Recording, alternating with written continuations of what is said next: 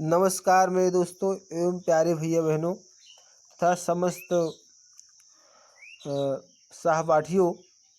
आज हम आपको इस वीडियो के माध्यम से यूरोप में राष्ट्रवाद का उदय इस लेसन में यह बताएंगे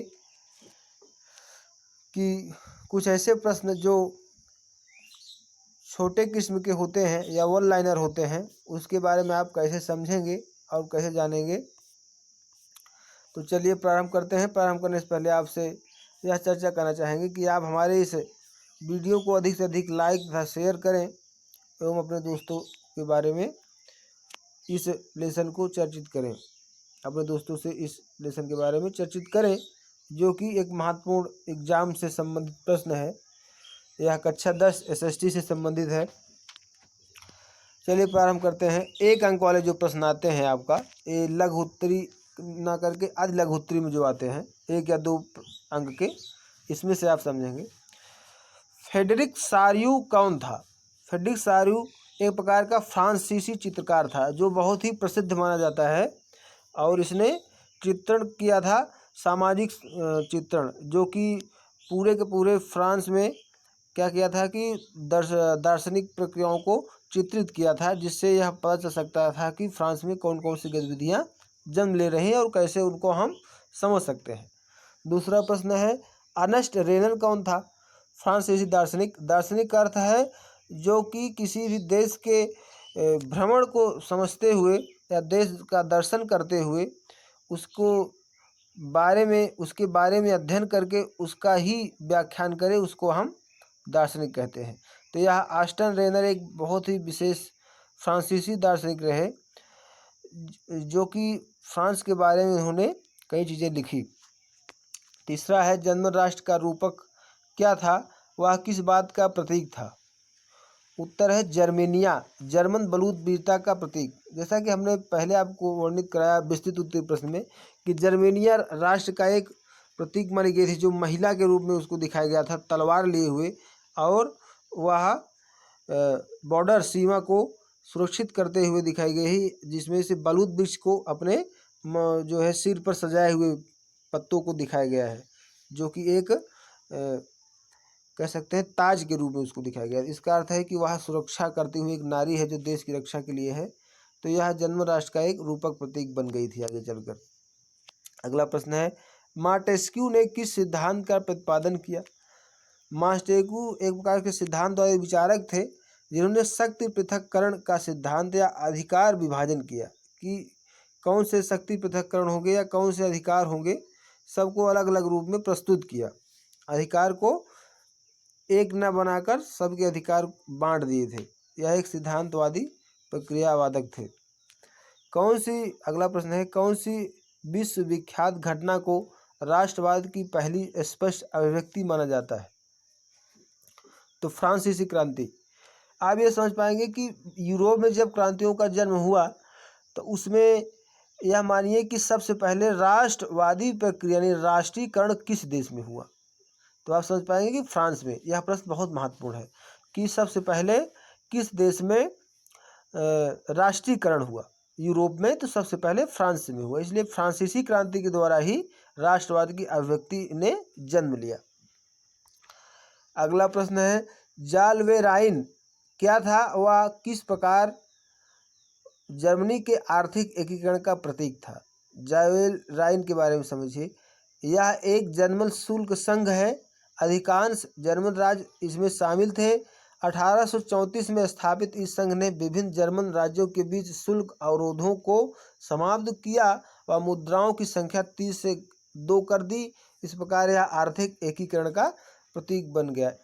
यह एक प्रकार का मुख्य रूप से नियम लागू किया गया था जिसमें शुल्कों को कम कर दिया गया था और मुद्रण प्रक्रिया को भी दो कर दिया गया। जो 30 कह सकते हैं कि जैसे 30 रुपये कर लगाया जा रहा है तो वहाँ पर 2 रुपये कर दिया गया, यानी कर को घटा दिया गया था। और यह एक शुल्क संघ का एक नाम था, जालवे राइन, जो कि एकीकरण की प्रतीक बन गया था, जो एकीकरण संघ का एक प्रतीक बन गया था, चिन्ह बन गया था। अगला प्रश्न है, मेसिनी द्वारा स्थापित 2 भूमिगत संगठनों के नाम लिखिए। मेसिनी जो कि दो गुट को स्थापित किया था, यंग इटली या यंग यूरोप। इसमें लोगों को एकजुट होने के लिए बताया गया था कि लोग क्या करेंगे, एकजुट होकर कार्य करेंगे और क्रांतिकारी के रूप में कार्य करेंगे, जिसमें यंग लोगों को उसमें शामिल किया जा रहा था। इसलिए इसको यंग इटली या यंग यूरोप के नाम से माना गया कि इटली के जब एकीकरण हो रहा था तो उसमें इसकी अहम भूमिका भी मानी जाती है। अगला प्रश्न है 8वां प्रश्न, 19वीं सदी में ऐसी कौन सी ताकत उभरी जिसने यूरोप की राजनीतिक और भौतिक दुनिया में भारी परिवर्तन किए। 19वीं शताब्दी का एक समय आता है जिसमें पूरा का पूरा यूरोप बदल जाता है और उसमें एक नए दौर की उत्पत्ति होती है जिसमें नवीनीकृत होता है पूरा का पूरा। तो वो उत्तर में आप समझेंगे कि राष्ट्र राज्य का उदय, क्योंकि जो छोटे छोटे देश थे वह कई भागों में बंटे हुए थे, तो वो एक दूसरे को अपने अधीन करना चाहते थे अपनी महत्वाकांक्षा को बढ़ाने के लिए। और वह महत्वाकांक्षा क्या थी कि वह एक दूसरे के ऊपर कब्जा कर लें। तो इसलिए यह 19वीं शताब्दी में ऐसी ताकत का जन्म हुआ जिसे हम राष्ट्र राज्य का उदय कहते हैं। 9वां प्रश्न है, बाल्कन क्षेत्र के निवासियों को क्या कहा जाता था। जो बाल्कन क्षेत्र था एक, अब आप समझेंगे कि 19वीं शताब्दी में जब 1914 से 18 के बीच में विश्व युद्ध हुआ है तो बाल्कन ही एक ऐसा क्षेत्र है जो कि युद्ध का एक प्रमुख माना जाता है। जैसे जब महाभारत हुआ तो उसमें कुरुक्षेत्र माना गया, तो 19वीं शताब्दी का यह बाल्कन क्षेत्र है। तो बाल्कन के निवासियों को क्या कहा जाता था, स्लाव कहा जाता था, उनका नाम दिया गया कि स्लाव। अगला है 10वां प्रश्न, वियना कांग्रेस किस वर्ष आयोजित की गई। वियना संधि भी आप समझ रहे हैं कि कब हुई थी, 1805 में। वियना कांग्रेस 1815 में आयोजित की गई थी। 1815 अगला प्रश्न है 11वां, 1815 की वियना संधि से किसका संबंध है। तो 1805 में आप समझेंगे कि सभी देशों को एकत्रित किया गया था, जिसमें लोगों को आगे चलकर 1815 में वियना संधि में, जो कि वियना नामक स्थान पर कई देश के लोगों ने मिलकर या एकीकरण की बात को लेकर कि कैसे एकीकरण हो देश में या कैसे लोगों को एकजुट किया जाए और यह जो महत्वाकांक्षा है एक देश को दूसरे देश से लड़ने की प्रक्रिया है उसे खत्म किया जाए, तो यह संधि वियना संधि कहलाई थी। जिस उत्तर में है ड्यूक मैटरनिख का संबंध था इससे, जिसने क्या किया था, लोगों को एकत्रित करने का कार्य किया था। यह प्रमुख माना गया, प्रमुख लीडर था उसमें का। 12वां प्रश्न है, नेपोलियन युद्धों के दौरान हुए बदलावों को खत्म करना किस संधि का उद्देश्य था। तो वियना संधि। वियना संधि के द्वारा नेपोलियन का जो युद्ध था, नेपोलियन ने अपना तानाशाही प्रवृत्ति को लेकर पूरे यूरोप में अपना एक वर्चस्व स्थापित किया था, तो उसको यह बात कही गई थी जो कि वियना संधि के लिए थी। 13वां प्रश्न है, किसने कहा था कि जब फ्रांस छींकता है तो बाकी यूरोप को सर्दी जुकाम हो जाता है। तो यह मैटरिक ने ही कहा था, क्योंकि मैटरिक चाहता था कि जो नेपोलियन है उसकी यह जो महत्वाकांक्षा है वह नष्ट हो जाए, और वह जो अपनी बात को रखना चाह रहा था नेपोलियन की, मैं पूरे यूरोप में तानाशाही प्रवृत्ति को लागू करते हुए अपने अधीन कॉलोनी फ्रांस में विलय कर दूंगा, ऐसा नहीं हो सका, क्योंकि मैटरनिक ने ऐसी प्रक्रिया को माना कि जब फ्रांस छींकता है, फ्रांस कुछ भी समस्या होती है तो बाकी यूरोप को हो जाती है। इससे क्या होता है कि महत्वाकांक्षा की क्रिया जन्म ले रही है, जिसमें पूरा का पूरा यूरोप आ रहा है नेपोलियन के अनुसार, इसलिए मैटरनिक ने इस बात को कहा था। तो मैटरनिक इसका उत्तर होगा। 14वां प्रश्न है, किस संधि ने यूनान को एक स्वतंत्र देश के रूप में मान्यता दी। ऐसी कौन संधि जो यूनान को एक स्वतंत्र देश मान लिया। तो कॉन्स्टेंटिनोपल संधि। कॉन्स्टेंटिनोपल संधि, यह संधि थी कॉन्स्टेंटिनोपल संधि, जिसके द्वारा यूनान को स्वतंत्र घोषित किया गया। 15वां प्रश्न है, आयरलैंड में प्रोटेस्टेंट के विरुद्ध आंदोलन का नेतृत्व किसने किया था। तो ओल्ड फटोन ने किया था, क्योंकि प्रोटेस्टेंट धर्म के जो संस्थापक थे वो मार्टिन लूथर किंग थे, और उन्होंने कैथोलिक धर्म का विद्रोह करते हुए इस धर्म की स्थापना की थी। तो उसमें उसका विद्रोह किसने किया, आयरलैंड में वोल्फटोन ने किया था, वोल्फटोन ने। 16वां प्रश्न है, आंखों पर पट्टी बांधे हुए और तराजू लिए हुए महिला किस बात का प्रतीक थी। तो न्याय का प्रतीक थी। यह जर्मेनिया के ऊपर भी आप देख पाएंगे, चित्रों में दर्शाया गया है एनसीईआरटी की पुस्तक में कि जर्मेनिया के ऊपर जर्मेनिया को भी न्याय के रूप में, न्याय की देवी के रूप में माना गया है और उसकी आंखों पर पट्टी बांधकर दर्शाया गया है, जैसा कि आप भारत में भी देख पाते हैं। तो इस तरीके से आपने समझा, जो 16 प्रश्न कुल इसमें से हैं, इसके माध्यम से समझ पाए होंगे कि जो आपका 1 नंबर यानी 1 या 2 नंबर जो प्रश्न आते हैं वो इसी तरीके से आते हैं। और इसमें से कुछ प्रमुख प्रश्न भी ऐसे हैं जो मेरे द्वारा तैयार किए गए हैं, जिसको आप समझ पाएंगे कि इसी में से आपका परीक्षा में भी आ सकते हैं। इसको हमने मेंटेन किया है, जिससे आपको पता चलेगा आगे चल के कि कौन से प्रश्न आ सकते हैं, कौन से नहीं आ सकते हैं। इसको पढ़ने से आपको ज़्यादा जानकारी प्राप्त होगी। आगे कुछ और भी प्रश्न हैं जो लघु उत्तरी में आते हैं। लघु दीर्घ प्रश्न है, यानी इसके पहले आपने दीर्घ उत्तरी पढ़ा, फिर लघु उत्तरी, फिर आप थोड़ा आप समझेंगे कि अध लघु उत्तरी आपने पढ़ा, फिर उसके बाद यह लघु उत्तरी प्रश्न है। 3 टाइप के प्रश्न होते हैं, अध लघु उत्तरी, लघु उत्तरी, दीर्घ उत्तरी। तो हमने दीर्घ उत्तरी पहले आपको समझा दिया। उसके बाद अध लघु उत्तरी, अब लघु उत्तरी प्रश्न आप समझेंगे जो 3 या 4 या 5 अंक के हो भी सकते हैं। यह पहला प्रश्न है, फ्रांसीसी क्रांतिकारियों ने फ्रांसीसी लोगों में सामूहिक पहचान की भावना किस प्रकार पैदा की। यह विस्तृत उत्तरी भी आपने समझा था, जो कि विस्तारित रूप में, और यह लघु उत्तरी में भी है, जो कि कभी विस्तृत उत्तरी में भी आता है और कभी लघु उत्तरी में भी आ जाता है प्रश्न। तो इसको आप समझेंगे कौन से वो चीज़ें थी। तो पहला था पितृभक्ति और नागरिकता के लिए विचार, यानी माता पिता के प्रति सहनशीलता की भावना और नागरिकता के विचार उत्पन्न कर देना लोगों के अंदर, जिसको राष्ट्रवादी प्रक्रिया भी हम कह सकते हैं। ये पहला पॉइंट, इसके द्वारा फ्रांसीसी लोगों की पहचान बनी। दूसरा, नए राष्ट्र चिन्ह बनाए गए, चिन्हों को बदल दिया गया, नए राष्ट्र चिन्ह बनाए गए, तो उसमें यह बदलाव देखने को मिला। तीसरा है केंद्रीकृत प्रशासनिक व्यवस्था, यानी कई राज्यों में अलग अलग राजाओं के द्वारा जो बातें थी, पहले अलग अलग शासक होते थे, वह सब खत्म करके एक राष्ट्र का निर्माण हो और केंद्रीकृत यानी एक ही मुख्य हो, यह प्रशासनिक व्यवस्था लागू की गई। चौथा पॉइंट है राष्ट्रीय भाषा। फ्रांस में जो अनेक प्रकार की अलग अलग भाषाएं थी, उसको बदलकर फ्रांसीसी भाषा का निर्माण किया गया, जिसमें केवल एक ही भाषा को महत्व दिया गया।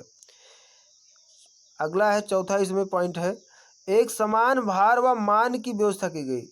मापक प्रक्रिया में जब हुआ तो एक समान भार को लागू किया गया, जो अलग अलग मापन पद्धति थी, तो एक समान सब चीज़ों को तौल माप के व्यवसायिक क्रियाओं से उसको व्यवस्थित किया गया। ये पहला प्रश्न था कि कौन से प्रमुख चीज़ें थी जो लोगों को एक पहचान बनाने में एकीकृत भावना को जन्म दे रही थी। तो ये 4 चीज़ें थी, 4 या 5 चीज़ें थी, जिसमें से पितृभक्ति और नागरिकता के विचार, दूसरा नए राष्ट्र चिन्ह, तीसरा केंद्रीकृत प्रशासनिक व्यवस्था, चौथा राष्ट्रीय भाषा, या 5वां एक समान भार व मान की व्यवस्था। ये 5 पॉइंट के द्वारा आप लिख सकते हैं। दूसरा है नेपोलियन ने प्रशासनिक क्षेत्र में क्रांतिकारी सिद्धांतों का समावेश किया, जिसने पूरी व्यवस्था को अधिक कुशल व तर्क संगत बना दिया। समीक्षा कीजिए। तो इसका उत्तर आप समझेंगे कि नेपोलियन की संहिता ने ही लोगों के अंदर कई चीज़ों को बदलते हुए दिखाया, जिसमें से ग्रामीण प्रशासनिक व्यवस्था में सुधार, शहरी क्षेत्र में सुधार, व्यापार में सुधार। जो नेपोलियन संहिता आप समझ पाएंगे जो 18वीं शताब्दी में लागू की गई 1805 के आसपास में, 1815 में बेरा संधि हुई, तो उसमें भी कई चीज़ें बदलाव में आई, जिसमें नेपोलियन की बातों को दबाया गया। परंतु उसके पहले नेपोलियन संहिता लागू की गई, जिसमें यह बात कही गई कि ग्रामीण प्रशासनिक व्यवस्था में सुधार किया जाए। जो ग्रामीण शासन पद्धति उसे बदलकर नए रूप में लागू किया जाए। और शहरी क्षेत्र में सुधार किए जाए, जो शहर की व्यवस्था रहन सहन है उसमें नवीनीकृत करके लोगों को सम्मान दिए जाए और चीज़ें उसमें लागू की जाए, जिससे लोगों को लाभ प्राप्त हो। व्यापार में सुधार किया गया, इसमें आप समझ पाएंगे कि मापन पद्धति को बदल दिया गया था, एक समय लागू कर दिया, जिसे व्यापार में सुधार के रूप में हम देखते हैं। तीसरा प्रश्न समझेंगे अब आप, यूरोप के राष्ट्र के विचार के निर्माण में संस्कृति ने किस प्रकार महत्वपूर्ण भूमिका निभाई। संस्कृति का अर्थ है कल्चरल्स चीज़ें, अंग्रेजी में समझ पाएंगे, हिंदी में संस्कृति और अंग्रेजी में कल्चर या कल्चरल्स चीज़ें जो थी वह क्या भूमिका निभाती हैं। तो उसमें से कौन कौन चीज़ें हैं, कला, काव्य, कहानियों, संगीत ने राष्ट्रीय भावनाओं को विकसित किया। ये चीज़ें थी। कला ने क्या किया कि चित्रण की व्यवस्था को जन्म दिया, जिसमें कई चीज़ों को चित्रित करके दिखाया गया। कविताओं के द्वारा वर्णित करके राष्ट्रगान, राष्ट्रगीत प्रस्तुत किए गए, जिसमें मार्सिले गीत था। मार्सिले नाम के व्यक्ति द्वारा, जो फ्रांस में आप समझ पाएंगे, प्रस्तुत किया गया था, जिससे लोगों के अंदर अपना एक राष्ट्रगान बनाया गया था। जैसे भारत में रविन्द्रनाथ टैगोर द्वारा जनगण बनाया गया। तो ये एक काव्य शैली का ही तो जन्म है। कहानियों के द्वारा, इसमें परियों की कहानियों को शामिल किया गया, या कई प्रकार के चीज़ों के द्वारा राजा महाराजाओं की कहानियों को शामिल करके बताया गया कि कैसे हमें अपने देश के एक साथ जोड़ना है, कैसे रहना है, जिसमें राष्ट्रवादी भावनाओं को संगीत के रूप में, गीतों के रूप में प्रस्तुत किया गया। दूसरा है लोकगीत, जन काव्य व लोक नृत्य, जिसमें लोक नृत्य की अहम भूमिका, जो जिसमें हमारे उत्तर भारत में या भारत देश में कई राज्यों में अलग अलग लोक नृत्य, कथकली या कथक या भांगड़ा या गरबा या घूमर, ऐसे तमाम नृत्य हैं तो जो अलग अलग संस्कृति को एक साथ जोड़ते हैं। तो ये इसी तरीके से वहाँ पर भी कई लोक नृत्यों को प्रस्तुत किया गया, और कई प्रकार के वहाँ पर डांस नृत्य भी माने जाते हैं, जिसमें से डिस्को डांस एक प्रसिद्ध था उस समय का। तीसरा, स्थानीय बोलियों व लोक साहित्य पर बल दिया गया। जो स्थानीय, जैसे अपने यहाँ क्या है कि कहीं पर अवधी बोली जा रही है, कहीं पर मराठी बोली जा रही है, और कहीं पर आप बताएंगे कि बंगाली बोली जा रही है, पंजाबी बोली जा रही है, गुजराती, ऐसे कई भाषाएं हमारे उत्तर भारत में है, जिसमें 22 भाषाओं को पूरे भारत में है, 22 भाषाओं को मान्यता दिया गया है। उसी तरीके से वहाँ पर स्थानीय भाषाओं को बोला जा रहा था, जो उसको भी बल दिया गया लोगों को राष्ट्रवाद की भावना जब देने के लिए, कि उनकी ही भाषा महत्वपूर्ण है, वो अपनी भाषा बोल सकते हैं। अंत में जब राष्ट्रीयकरण हुआ तो भाषाओं को एक कर दिया गया और एक ही भाषा को मान्यता दी गई। परंतु पहले राष्ट्रीयकृत करने से पहले इन चीज़ों पर बहुत ही अहम भावनाओं को जन्म दिया गया। चौथा है भाषा। भाषा को एक कर दिया गया, जो स्थानीय भाषा थी उसको एक महत्वपूर्ण भाषा दे दिया गया। तो भाषा को लेकर यूरोप में राष्ट्रवादी विचारधारा तो बहुत तीव्र गति से आगे बढ़ी। अब इसमें है चौथा, जर्मनी के एकीकरण की प्रक्रिया का वर्णन कीजिए, कि एकीकरण की क्या महत्वपूर्ण चीज़ें थी जिससे वहाँ पर हुआ। आरंभ विलियम प्रथम के प्रशा के सिंहासन पर आसीन होने से हुआ। दूसरा है बिस्मार्क द्वारा जर्मन एकीकरण की भूमिका तैयार करना। तीसरा है वियना कांग्रेस। चौथा है फ्रैंकफर्ट पार्लियामेंट। उसके बाद पांचवा है एकीकरण में बाधाएं। छठा है बिस्मार्क द्वारा ऑस्ट्रिया, फ्रांस आदि पराजित विश्व शक्तियों का तटस्थ किया व एकीकृत जर्मनी का एक राष्ट्र के रूप में उभरना। ये कई पॉइंट आप देख पाए हैं या देख पा रहे होंगे कि इन सभी पॉइंट के माध्यम से आप समझे होंगे कि इन सभी घटनाओं का वहाँ पर जन्म हुआ, और इन्हीं सब की सहायता से जर्मनी का एकीकरण भी हुआ, जो आप समझ पा रहे हैं। आगे है इटली के एकीकरण की प्रक्रिया का वर्णन करें। अगले प्रश्न में इसके मार्ग में आने वाली मुख्य बाधाएं क्या थी। जब इटली का एकीकरण हो रहा था तो उसमें कौन कौन सी बाधाएं आई जिसके द्वारा उसको नष्ट करते हुए एकीकरण किया गया। तो 1832 में जो काबूर सार्डिनिया का प्रधानमंत्री बना, फ्रांस से संधि करके, जो वियना की संधि हुई तो उसमें फ्रांस की संधि में ही उसको मान सकते हैं। ऑस्ट्रिया पराजित हुआ, वह 1859 में लुबार्डी को राज्य में मिला लिया गया। ये पहला पॉइंट था। द्वितीय चरण में क्या हुआ कि मोडेना, टस्कनी, पार्मा आदि का जनमत संग्रह द्वारा सर्जिनिया में विलय कर दिया गया, यानी जो छोटे छोटे देश थे उसमें संग्रहित करके उनको एक बना दिया गया। तृतीय है 1860 में गैरीबाल्डी द्वारा सिसिली व नेपल्स पर विजय प्राप्त कर लिया गया। ये कई क्षेत्र थे वहाँ बटा हुआ था पूरा पूरा, तो उसको एक करके उस पर विजय प्राप्त कर लिया गया 1860 ईस्वी में। चतुर्थ चरण बेनिसिया व रोम पर अधिकार कर लिया गया। बेनिसिया जो एक देश है उस पर अधिकार कर लिया जाता है। 1871 में पोप से समझौता व एकीकृत इटली को करके इटली को एक कर लिया जाता है। एकीकरण में बाधाएं कौन कौन सी आई। तो एकीकरण में कौन कौन सी बाधाएं आई। पहला है राजनीतिक विखंडन का लंबा इतिहास, पहला इसमें से एकीकरण की बाधाएं में ये हेडिंग है। दूसरा है विदेशी शक्तियों का आधिपत्य। पहला आपने समझा कि राजनीतिक विखंडन का लंबा इतिहास, कि राजनीतिक जो विखंडता का कारण है कि जो राजा थे वो अपने आप में लड़ते रहते थे एक दूसरे से, तो ये इसका कारण था कि ये बाधा था जो कि एक देश का निर्माण किया जा सकता था, एक राष्ट्र का निर्माण नहीं किया जा सकता था। इसका प्रमुख कारण क्या था कि जो राजा थे वो आपस में लड़ते रहते थे। दूसरा है विदेशी शक्तियों का आधिपत्य। विदेशी जो शक्तियाँ थी वो एक दूसरे के ऊपर अपना आधिपत्य चाहती थी। पहला तो घरेलू समस्या थी, दूसरा यह था कि जो विदेशी शक्तियाँ थी वो एक दूसरे देश को उपनिवेश बना ले रही थी। तीसरा है पोप का शासन लागू किया गया था। चौथा है वियना कांग्रेस की जो स्थापना हो गई, यह भी एक आंशिक प्रक्रिया मानी जाती है। पांचवा है अनुदारवादी शासक। जो उदारवादी शासक नहीं थे, जो बहुत रूढ़वादी प्रक्रिया पर जो शासक थे, वह लोगों को नरम प्रक्रिया के साथ नहीं आते थे, उनके सामने कड़े रुख के साथ आते थे, जिससे यहाँ पर एकीकरण होने की बाधा उत्पन्न होती है। ब्रिटेन में राष्ट्र राज्य का निर्माण एक लंबी प्रक्रिया का परिणाम किस प्रकार था, यह छठा प्रश्न है। इसमें आप समझेंगे, अभी आपको कई प्रश्न इसमें समझने हैं, जिसमें से आप देख पा रहे हैं। इन समस्त प्रश्नों को आप समझेंगे, इसके पहले आप यह प्रश्न समझेंगे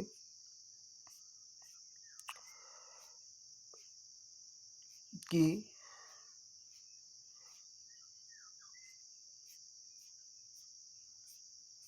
किस तरीके से संपूर्ण देश में पूरे के पूरे विश्व में क्या क्या घटनाएं घटित हुई और एकीकरण में बाधाएं जो हुई थी उसको आप समझ पाए होंगे।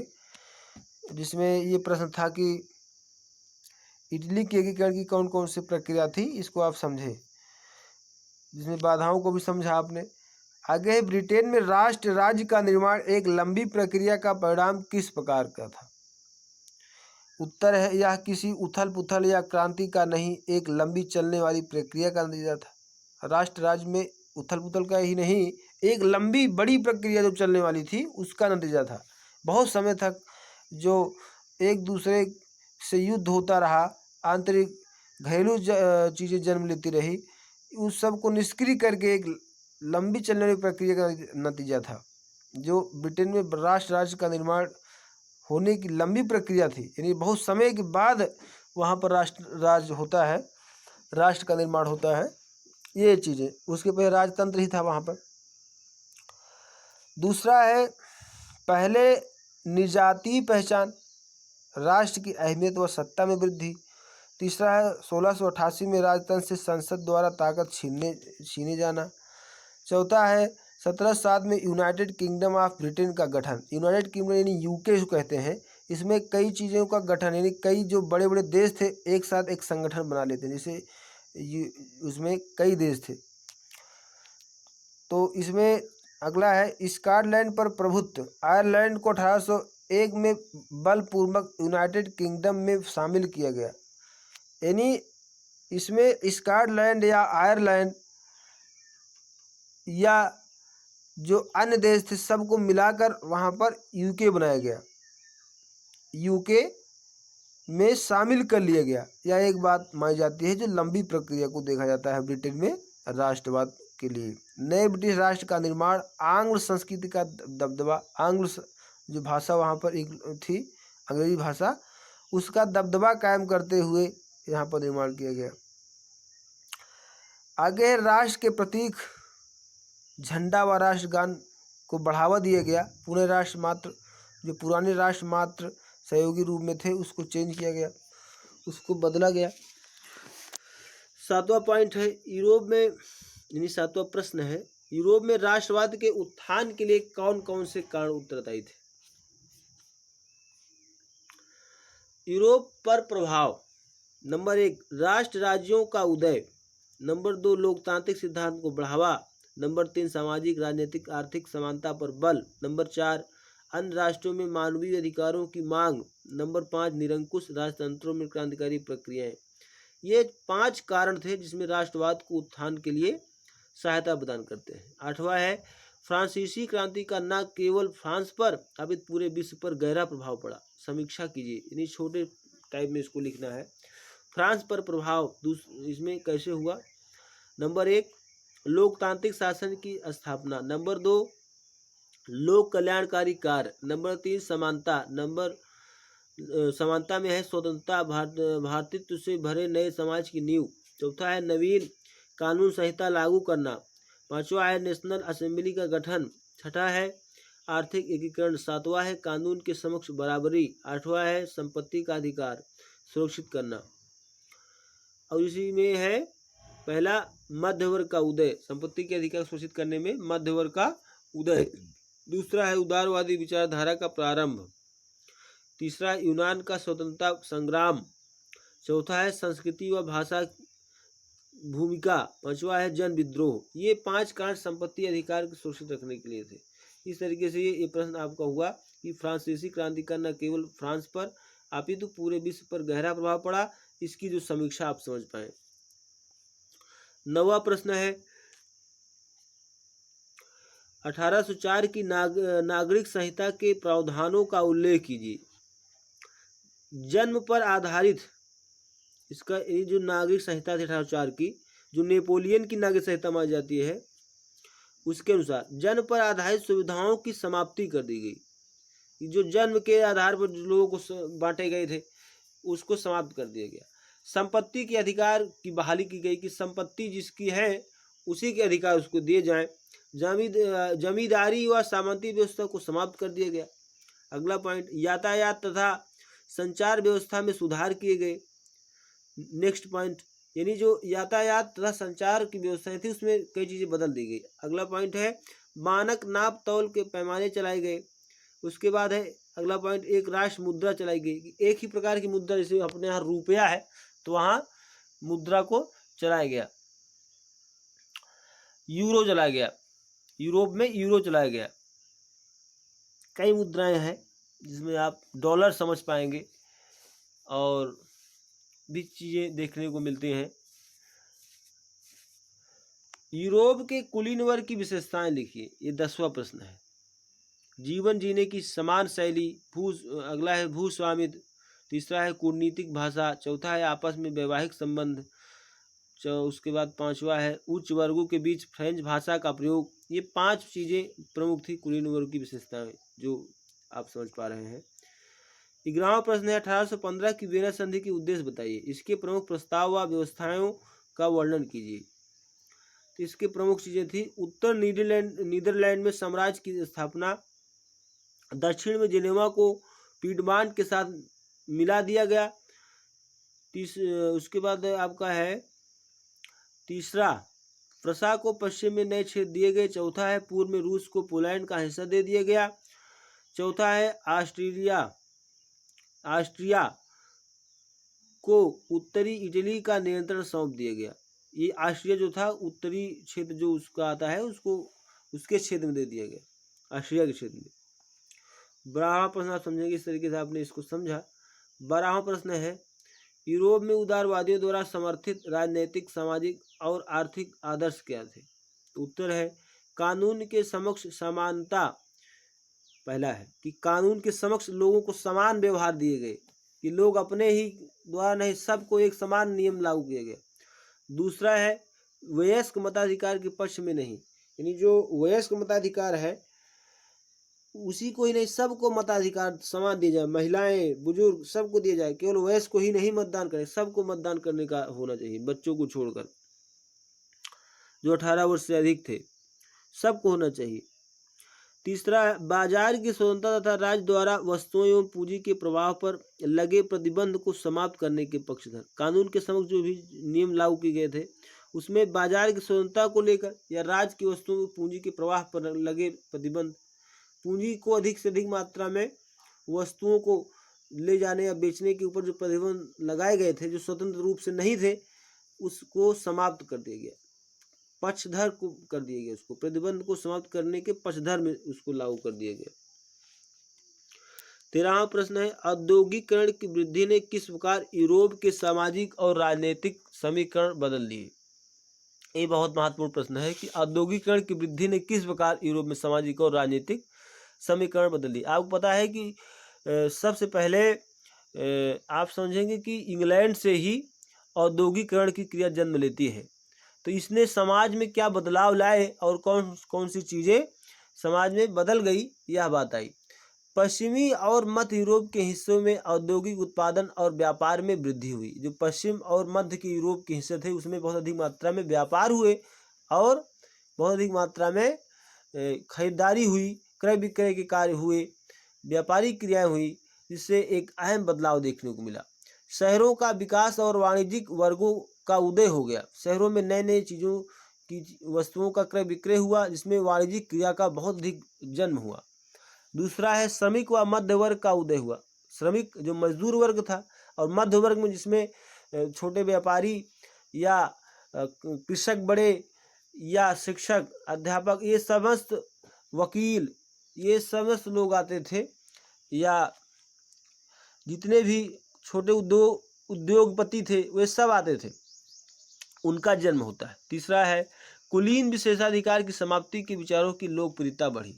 जो कुलीन प्रक्रिया थी कि केवल जो उच्चवा वर्ग है, जैसे बुर्जुआ वर्ग को छोड़कर उच्च वर्ग है, कुलीन वर्ग है। बुर्जुआ जो मजदूर वर्ग का कहा जाता था, तो उसको छोड़कर कुलीन वर्ग जो थे उसके विचारों को समाप्त कर दिया गया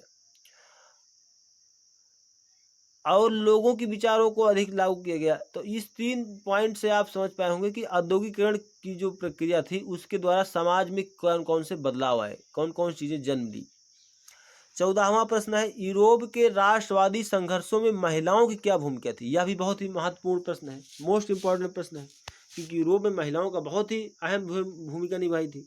इसमें से स्वयं उत्तर है, जिसमें से स्वयं के राजनीतिक संगठन बनाना महिलाओं ने। इसमें से आप समझेंगे कि ओलंप दे गूंज जो महिला थी वह 18वीं से 19वीं शताब्दी के बीच में फ्रांस में ही थी। फ्रांस की क्रांति से आगे चलकर आप रूस की क्रांति तक पहुंचेंगे तो उसमें आप देखेंगे जो ओलंप दे गूंज महिला है उसका एक अहम योगदान देखने को मिलता है फ्रांस की क्रांति से ही लेकर, जिसमें महिलाओं के अधिकार प्रदान किए गए थे। महिलाओं के लिए ही उसने कई कार्य किए थे। तो उन्होंने स्वयं का एक राजनीतिक संगठन बना लिया था। दूसरा है समाचार पत्रों का प्रकाशन। जो न्यूज़ पत्र या समाचार पत्र उसके प्रकाशन से लोगों को जानकारी मिलती थी। उसमें गजट किए जाते थे कि कौन कौन चीज़ें करना है, कौन चीज़ें नहीं करना है, जो राष्ट्रवादी संघर्ष को जन्म देता है। तीसरा पॉइंट है मताधिकार प्राप्त नहीं, मताधिकार प्राप्ति है संघर्ष। महिलाओं को मताधिकार नहीं प्राप्त थे, इसलिए उनके लिए यह संघर्ष किए गए। चौथा है राजनीतिक बैठकों तथा प्रदर्शनों में हिस्सा लेने की बात कही गई कि लोग जब एकत्रित होंगे तभी राष्ट्रवादी संघर्ष अहम होगा, जिसमें महिलाएं भी शामिल होगी। इस तरीके से आप समझ पाए होंगे 14वां प्रश्न, जिसमें महिलाओं के बारे में वर्णित किया गया कि उनके कौन सी भूमिका निभाती हैं। 15वां है 19वीं सदी में यूरोप में राष्ट्रवाद की लहर के क्या कारण थे। तो पहला है जनता पर अत्याचार, दूसरा है निरंकुश शासन व्यवस्था, तीसरा है उदारवादी विचारों का प्रसार, चौथा है स्वतंत्रता, समानता तथा बंधुत्व का नारा, पांचवा है शिक्षित मध्य वर्ग की भूमिका। ये 5 कारण जो थे यूरोप में राष्ट्रवाद की भावना को जन्म दे रहे थे। 16वां प्रश्न है 1815 से 1914 के दौरान अंतरराष्ट्रीय आर्थिक विनिमय केंद्रों के 3 प्रवाहों को विस्तार से जानिए या लिखिए। इसमें है वस्तुओं का प्रवाह पहला, दूसरा है पूंजी का प्रवाह, तीसरा है लोगों का प्रवाह। तो इसको आप समझेंगे कि वस्तुओं का प्रवाह करता है कि वस्तुओं की क्रय विक्रय की क्रिया अधिक तीव्र गति से आगे बढ़ती है। जिन वस्तुओं को अधिक से अधिक क्रय विक्रय किया गया, जिसमें से आप समझेंगे कि भारत से भी यूरोप में जब वास्को डी गामा आता है तो नई नई चीज़ों का जन्म होता है। जो 1498 में पहुँचता है, उसी के बाद जलमार्ग की खोज होती है और भारत से व्यापार होता है। या वही समय था जब पुनर्जागरण काल आगे बढ़ा है 15वीं शताब्दी तक, तो उसमें यही बात सामने आई है कि नए नए लोगों ने नए नए स्थानों की खोज किया है और नई नई चीज़ों को आगे बढ़ाया है, जिसमें से क्रय विक्रय की क्रिया जन्म लेती है। उसी को कह सकते हैं वस्तुओं का प्रवाह। पूंजी का प्रवाह नंबर 2 में आप समझेंगे कि पूंजी धन लोगों ने ज़्यादा ज़्यादा मात्रा में लगाया, जिससे पूंजी की वृद्धि हुई और नए नए उद्योग केंद्रों का विकास हुआ। लोगों का प्रवाह, लोगों का प्रवाह का अर्थ है कि लोगों की जानकारियों का प्रवाह हुआ, जिससे अधिक से अधिक मात्रा में लोगों ने जानकारी एकत्रित करते हुए एक स्थान दूसरे स्थान तक अपने क्रय विक्रय के साधन को वृद्धि किया या बढ़ाया। अंतिम प्रश्न है 17वां, यूरोप में 1871 के बाद बाल्कन क्षेत्रों में बनी विस्फोटक परिस्थितियों का वर्णन कीजिए। पहला है, बाल्कन क्षेत्रों में भौगोलिक और जातीय भिन्नताएं थी। इसका उत्तर है कि क्या उसमें विस्फोटक प्रक्रिया है, तो बाल्कन क्षेत्र ही माना जाता है। तो पहला है, बाल्कन क्षेत्र में भौगोलिक और जातीय भिन्नता थी। जमीन को लेकर या जाति को लेकर एक वर्ग दूसरे वर्ग से, जिसमें आप समझेंगे फ्रांसीसी या जर्मनी के लोग या यहूदी लोग या तुर्की लोग या ईसाई लोग, ये सभी अपनी जातियों को लेकर युद्ध कर रहे थे, जिसमें धर्म कर्म को लेकर था। तो ये बाल्कन क्षेत्र बहुत अहम भूमिका निभाता है। जैसे रोमानिया, बुल्गारिया, अल्बेनिया आदि ये भी शामिल थे इसमें। दूसरा है, ऑटोमन साम्राज्य के विघटन के कारण बाल्कन में विस्फोट स्थगित बन गई, यानी स्थिति बन गई। ऑटोमन साम्राज्य विघटित हुआ तो बाल्कन क्षेत्र ही उसका प्रमुख कारण बना, इसलिए दूसरा पॉइंट भी बाल्कन विस्फोट का माना जाता है। बाल्कन क्षेत्र में तीसरा है, बाल्कन क्षेत्र में विद्रोही राष्ट्रीय समूहों ने अपने संघर्षों को लंबे समय में खोई आज़ादी को वापस लेने में एक अवसर के रूप में देखा। चौथा है, बाल्कन क्षेत्रों में बड़ी शक्तियों के बीच व्यापार और नौसैनिक शक्ति के लिए प्रतिस्पर्धा होने लगी। बाल्कन क्षेत्र में क्या हुआ कि शक्तियों के बीच, यानी जो बड़ी बड़ी शक्तियाँ थी, जैसे फ्रांस, जर्मनी, इंग्लैंड, ब्रिटेन या रूस, ये सभी लोगों ने एक दूसरे से बहुत अधिक मात्रा में शक्ति के साथ अपना प्रदर्शन किया और अपनी प्रतिस्पर्धा दिखाई, जो बाल्कन का क्षेत्र माना जाता है।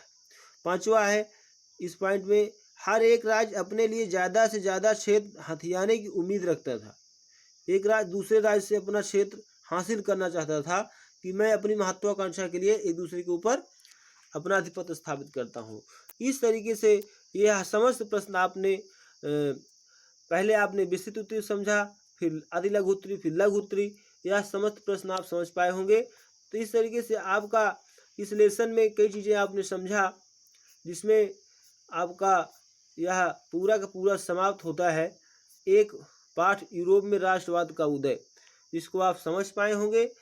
अगले चरण में मैं आपको अगले लेसन के साथ उपस्थित होऊंगा। इसमें ऑब्जेक्टिव प्रश्न कुछ छूट जा रहे हैं, जिसको हम आपसे चर्चा करते रहेंगे आगे चलकर अगली वीडियो में। तब तक आप इसका अध्ययन करते रहें और ज़्यादा से ज़्यादा शेयर करें, लाइक करें और अपने दोस्तों से डिस्कस करें और समझें, पढ़ें, आगे बढ़ें। जय हिंद, जय भारत।